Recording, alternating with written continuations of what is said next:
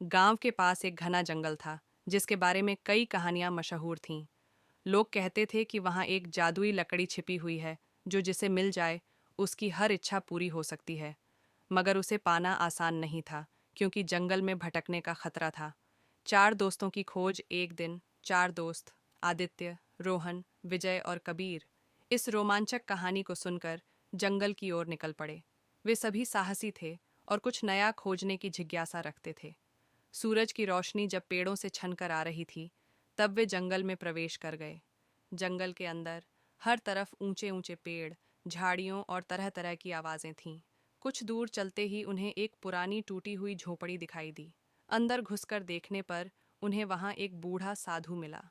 साधु की चेतावनी साधु ने चारों को देखकर कहा, तुम लोग जिस लकड़ी की तलाश में आए हो, वह बहुत शक्तिशाली है, मगर उसके साथ बुद्धिमानी जरूरी है। अगर कोई लालच करेगा तो लकड़ी उसका साथ छोड़ देगी। चारों दोस्तों ने साधु की बात सुनी और आगे बढ़ गए।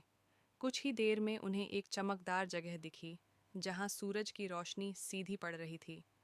वहां जमीन के बीचों बीच एक लकड़ी रखी थी, जो हल्की हल्की चमक रही थी। जादुई लकड़ी की परीक्षा रोहन ने सबसे पहले लकड़ी उठाई और बोला, मैं चाहता हूं कि मेरे पास ढेर सारा सोना आ जाए। जैसे ही उसने कहा, लकड़ी चमकी और देखते ही देखते उसके चारों ओर सोने के सिक्के बिखर गए। यह देखकर बाकी दोस्त भी उत्साहित हो गए। विजय ने लकड़ी लेकर कहा, मैं सबसे ताकतवर इंसान बनना चाहता हूँ। अचानक उसकी मांसपेशियां बड़ी हो गईं और वह बहुत ताकतवर दिखने लगा। कबीर ने भी जल्दी से लकड़ी ली और कहा, मुझे उड़ने की ताकत चाहिए, और अगले ही पल वह हवा में तैरने लगा। अब बारी थी आदित्य की, मगर उसने लकड़ी नहीं उठाई। वह बस खड़ा होकर सोचने लगा। आदित्य की समझदारी। आदित्य ने सोचा, अगर यह लकड़ी सच में इतनी शक्तिशाली है, तो क्या यह हमें लालची बना रही है? उसने बाकी दोस्तों को देखा, जो अपनी शक्तियों में इतने खो गए थे कि यह भूल चुके थे कि असली खुशी दोस्ती और मेहनत से मिलती है। आदित्य ने साधु की बात याद की और लकड़ी को उठाकर बोला, मैं चाहता हूँ कि यह लकड़ी हमें सच्चा ज्ञान दे कि असली खुशी क्या होती है। अचानक तेज रोशनी हुई और बाकी दोस्तों की सारी जादुई शक्तियाँ गायब हो गईं। वे वापस सामान्य इंसान बन गए।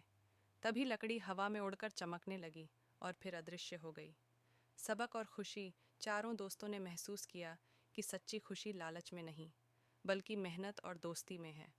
वे साधु के पास वापस गए, जिन्होंने उन्हें आशीर्वाद दिया और कहा, तुम लोगों ने सही रास्ता चुना। जादू की असली ताकत इंसान के भीतर होती है। इसके बाद चारों दोस्त गांव लौट आए और अपनी मेहनत से सफलता पाने की राह पर चल पड़े। जादुई लकड़ी की कहानी गांव में मशहूर हो गई